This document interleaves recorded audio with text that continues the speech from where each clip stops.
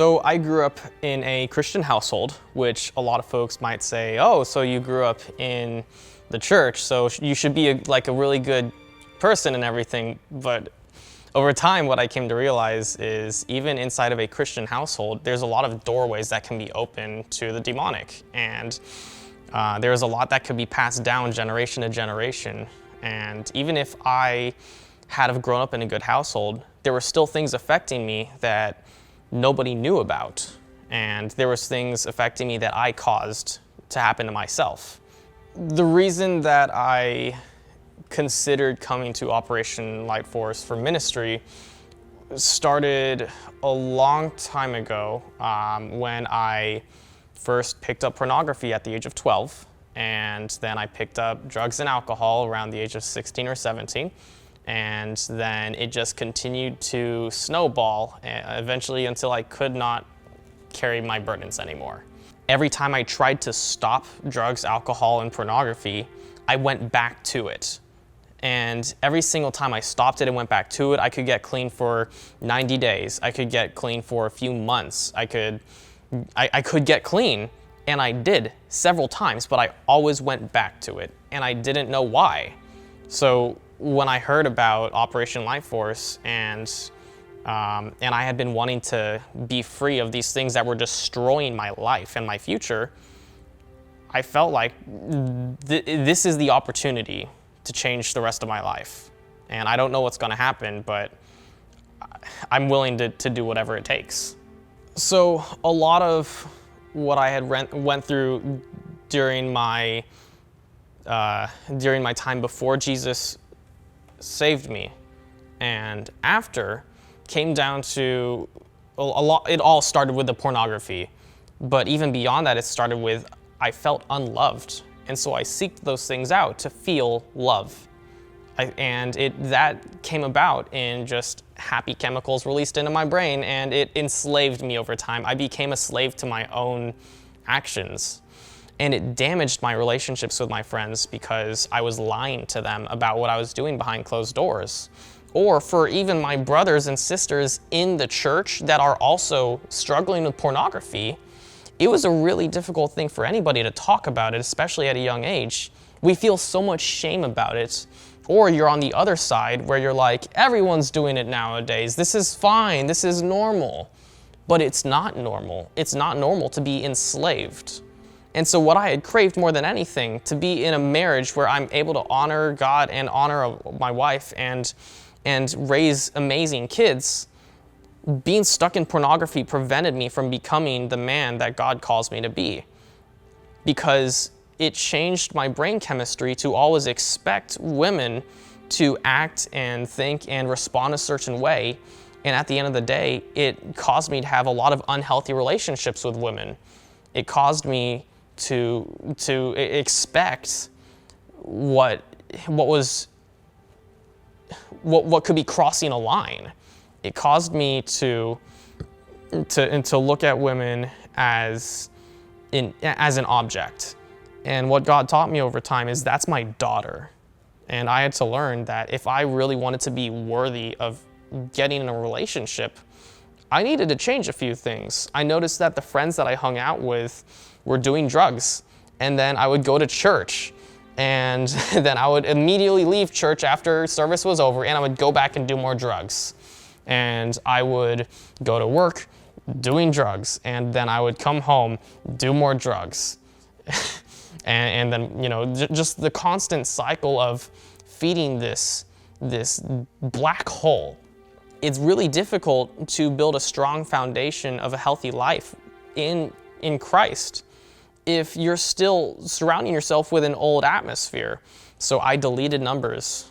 In fact, I went so far as to delete Facebook, Instagram, Snapchat, whatever you want to think of, I deleted it because I was being brainwashed.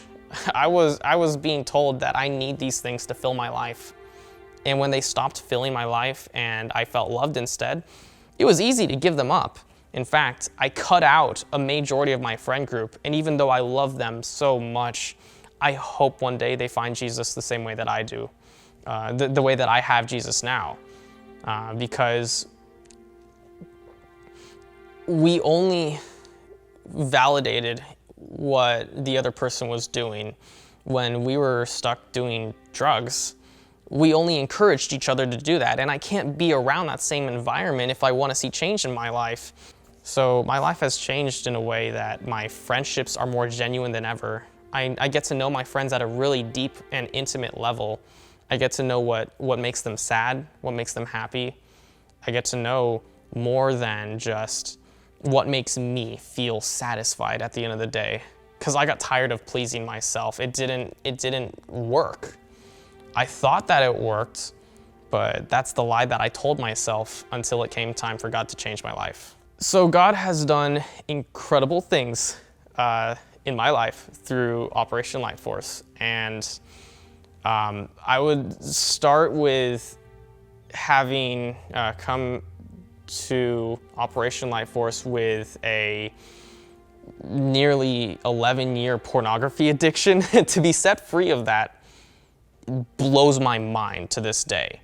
To know that there was something that was controlling me that I could not be free of no matter how hard I tried, that broke me inside.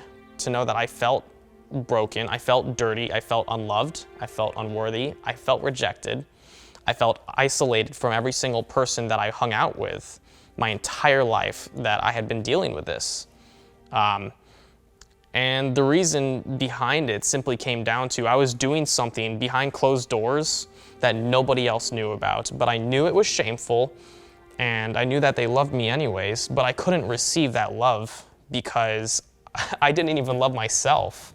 I considered myself a monster. The things that pornography does to a brain, scientifically and spiritually, it destroys every aspect of your life. It lies to you. And when I learned how I was being lied to, I wanted nothing more than to be free of that lie. The challenge was, I learned shortly after that God's not going to break your hand every time to get something out of your hand. If I still loved it, He wasn't going to free me of it. Now, granted, I do believe there is exceptions. I believe He wanted me to willingly let go of pornography, and I hated it. So it was like, please take this. And along with that, when I gave it to Him, it was actually in a worship session where I showed up to church and I cried my heart out, hands in the air. I had screamed and praised as loud as I could. And what happened next was I walked out of that building free of pornography, free of all the drug and alcohol addiction, and free of anger. So I was made a new creation on the day that I had chosen to give those things up. I got baptized a few months after, and a lot of what I realized Operation Lightforce has done for me is God used Operation Lightforce to help create a foundation of understanding of what living in brokenness is like, and then being able to take all of that that I had learned and just give it to God and say, I don't know what to do with all of this, but I know that You are good. I know that You love me. I don't know where the disconnect is, but I want to be healed. I want to do what You want me to do, because every time I try and do things my way, it doesn't work. If you're thinking about getting ministry from Operation Lightforce, you need to remember one thing. The more you share, the more healing you will experience. The more you are willing to put in the work, which is not much, it's simply showing up, being present, and being exactly who you're afraid to be. Knowing that this is a safe place. You can be exactly who you believe you are. You don't need to hide from it anymore. And so I felt like a lot of what was done in the work here, it came down to, they helped me understand the emotions that I didn't deal with. They helped me understand that there's a lot of traumas that I had gone through, that even though I can understand today how to move past them, it required having a safe atmosphere where I knew that I could trust the person in the other chair with, hey, I've never talked to anybody about this before. Hey, I have never let these words leave my mouth. Hey, this sounds crazy. You might not have heard this before, And by the time that we're done, it's usually, actually that wasn't that bad. I thought that like the world was going to end if I started talking about this. But actually, I feel amazing now. I feel healed simply by talking about it. And being able to take this experience of here's what helped me move past a lot of the traumas and find true healing instead of substitutes like addictions had done for me. They were just substitutes. I don't need substitutes anymore. And I have the ability now to go and help other friends in my generation see that they don't need to hang on to those substitutes either. And now I find that I have this passion to love people. I have this passion to understand them and really know who they are, because I believe every single one of us deserves the same love and the same freedom that I've experienced. And I believe God's kind of given me a spotlight in some people's lives where either He points someone out that's really important for me to be connecting with, where either I'm helping them grow or they're helping me grow. But beyond that, I started to notice a lot of behaviors in other people where they still have brokenness that I believe that if they gave it to God, it would change their lives.